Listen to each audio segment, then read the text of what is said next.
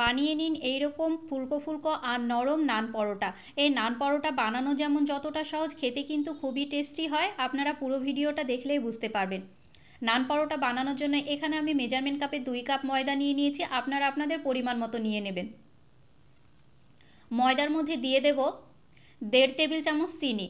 চিনিটা আপনাদের টেস্ট অনুযায়ী দেবেন, যেহেতু এটা একটু মিষ্টি মিষ্টি খেতে কিন্তু বেশি ভালো লাগে। 1/2 টেবিল চামচ দিয়ে দেবো লবণ, লবণটা ওই টেস্ট বুঝে দেবেন। আর দিয়ে দেবো 1 টেবিল চামচ ইস্ট। এবার শুকনো উপকরণগুলোকে খুব ভালো মতো ময়দার সঙ্গে মিশিয়ে নিতে হবে।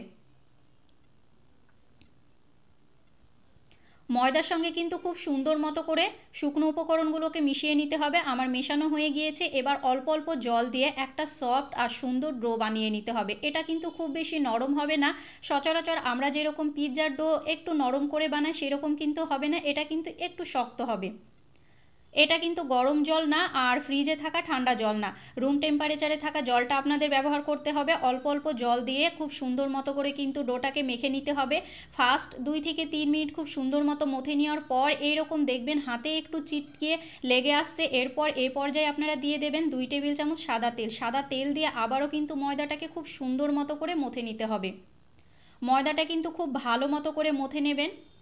দেখুন আমি কিন্তু খুব সুন্দর মতো করে মথে নিয়েছি। এবার কিন্তু গোল রাউন্ড করে নেব, মানে গোল আকার করে নেব। এরপর এটাকে আমি 1 থেকে 1.5 ঘন্টা মতো রেস্টে রেখে দেবো। আমি ওই 1 ঘন্টা মতো রেস্টে রেখেছিলাম। আপনাদের হাতে যদি সময় না থাকে 30 মিনিট রাখলেও হবে।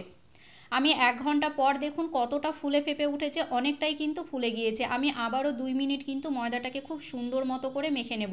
এই পর্যায়ে যদি হাতে আপনাদের একটু চিপকিয়ে লেগে থাকে তাহলে অল্প কিন্তু শুকনো ময়দা দিতে পারেন, তবে বেশি দেওয়ার প্রয়োজন নেই, অল্প অল্প একটু ছেটা দিলেই হবে। ময়দাটা খুব সুন্দর মতো মেখে নেওয়া হয়ে গিয়েছে। এবার কিন্তু আমি যেহেতু আপনারা যটা নান পরোটা বানাবেন সেই রকমভাবে লেচি কেটে নেবেন। আমার ওই 4টে মতো হয়েছিল। আর এটা কিন্তু খুব বেশি পাতলা হবে না, একটু মোটা হবে এই পরোটাটা। এবার খুব সুন্দর মতো করে ডো করে নিয়েছি। এবার অল্প অল্প শুকনো ময়দা দিয়ে বেলে নিতে হবে। বেশি শুকনো ময়দা দেওয়ার প্রয়োজন নেই। বেশি শুকনো ময়দা দিলে কিন্তু এটা ভাজার সময় বেশি তেল নিয়ে নেবে, মানে তেলটা বেশি টেনে নেবে। সেই কারণে আপনারা যতটা পারবেন কম ময়দা, মানে কম শুকনো ময়দা দিয়ে কিন্তু এটা বেলে নেবেন। ফার্স্টে আমি খুব ভালো মতো একটা বড় রুটির মতো বানিয়ে নিয়েছি। এবার একটা পিৎজা কাটার দিয়ে সাইডের এক সাইড খুব সুন্দর মতো করে কিন্তু দাগ দিয়ে নেব। এবার এইরকম আপনাদের পেঁচিয়ে নিতে হবে, মানে ঘুরিয়ে ঘুরিয়ে খুব সুন্দর মতো করে কিন্তু এটাকে ঘুরিয়ে একটা রোলের মতো আকার করে নিতে হবে। দেখুন আমি কিন্তু ঘুরিয়ে খুব সুন্দর মতো রোলের মতো আকার করে নিচ্ছি। আর এটাকে একটু চাপ দিয়ে আবারও কিন্তু ডোয়ের মতো আমি গোল করে নিলাম। এবার আবারও কিন্তু এটাকে আমি বেলে নেব। আপনারা চাইলে আপনাদের পছন্দ মতো শেপ দিয়ে নিতে পারেন, তবে এভাবে কিন্তু বানালে দেখতেও যেমন ভালো লাগে খেতেও কিন্তু ভালো লাগে। এক এক করে সমস্ত পরোটাগুলো আমি বানিয়ে নেব। আর এই পরোটাগুলো কিন্তু খুব বেশি পাতলা হবে না, একটু মোটা করে বানালেই কিন্তু খেতে ভালো লাগে। আর পরোটাটা খুব বেশি নরমও হয়। এক এক করে সমস্ত পরোটাগুলো আমি সেমভাবে রেডি করে নেব। চলুন আপনাদেরকে আর একটা বানিয়ে আমি দেখালাম। এটা বানানো যেমন সহজ, খেতে কিন্তু খুবই টেস্টি হয়। আপনারা চিকেন কষা, মাটন কষা কিংবা ছোলার তরকারি কিংবা এমনি সবজি দিয়েও কিন্তু খেতে পারেন। একটা ফ্রাই প্যান নিয়ে নিয়েছি। ফ্রাই প্যানটাকে খুব ভালো মতো গরম করে নিয়ে ফার্স্ট 2 দিক আমি খুব সুন্দর মতো উল্টিয়ে পাল্টিয়ে ছেঁকে নিয়েছি। এবার অল্প অল্প তেল দিয়ে গ্যাসের আঁচটা মিডিয়াম ফ্লেমে রেখে কিন্তু খুব সুন্দর মতো করে ভেজে নিতে হবে। ভাজার সময় গ্যাসের আঁচটা একদমই হাই ফ্লেমে রাখা যাবে না, মিডিয়াম ফ্লেমে কিন্তু এটাকে ভেজে নিতে হবে। আর বেশি যে তেল দেওয়ার প্রয়োজন, বেশি যে খুব বেশি তেল দেবেন সেটা দেওয়ার একদমই প্রয়োজন নেই। অল্প অল্প তেল দিয়ে কিন্তু আপনারা এটা ভেজে নিতে পারবেন। এই নান পরোটাটা খেতে কিন্তু খুবই টেস্টি হয়। আপনারা একবার হলো বাড়িতে ট্রাই করে দেখতে পারেন।